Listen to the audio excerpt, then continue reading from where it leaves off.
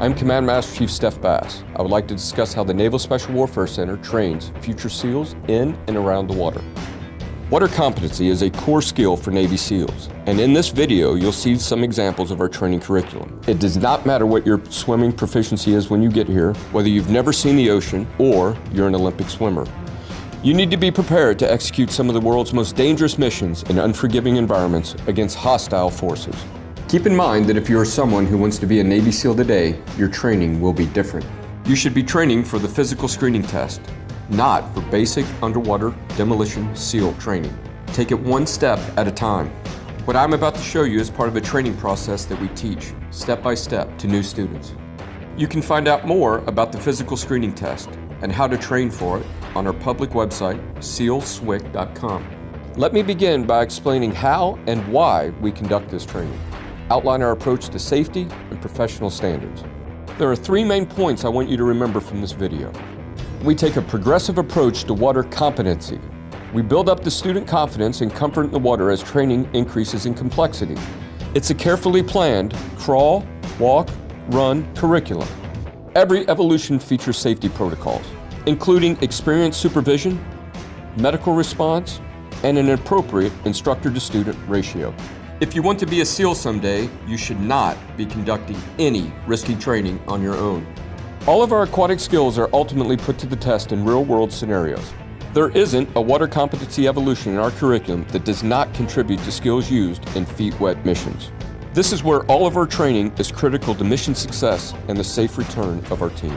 The training begins after a prospective SEAL student leaves recruit training.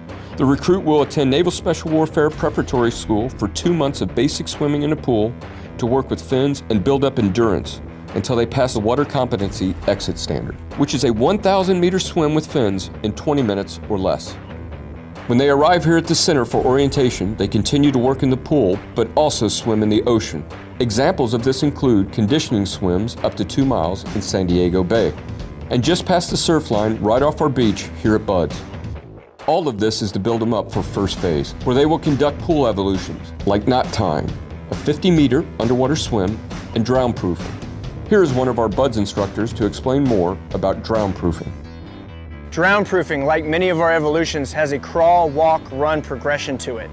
First, we'll tie their feet. Then we tie their hands. Then we tie both feet and hands and ask them to perform a series of tasks in the water, such as bobbing, floating, traveling, mask retrieval, and flips. In the drown proofing evolution, there are several layers of safety. First, in the water, we have 1:5 instructor-to-student ratio.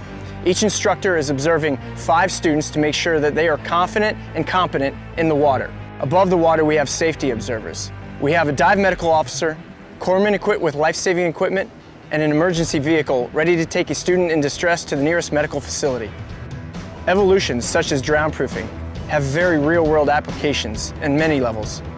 The most obvious is if you find yourself in a real-world mission and you're tied up in line, bound up in equipment or kelp, it gives you the confidence to know that you've been in a situation like that before and you can resolve it and come home alive. Our training methods are developed over decades of lessons learned and best practices. Operational risk management procedures are briefed and practiced. Students are empowered to call for a training timeout if needed to address any safety concerns. Safety is number one. So once again, if you want to be a SEAL someday, you should not conduct risky evolutions. Just focus on passing the physical screening test.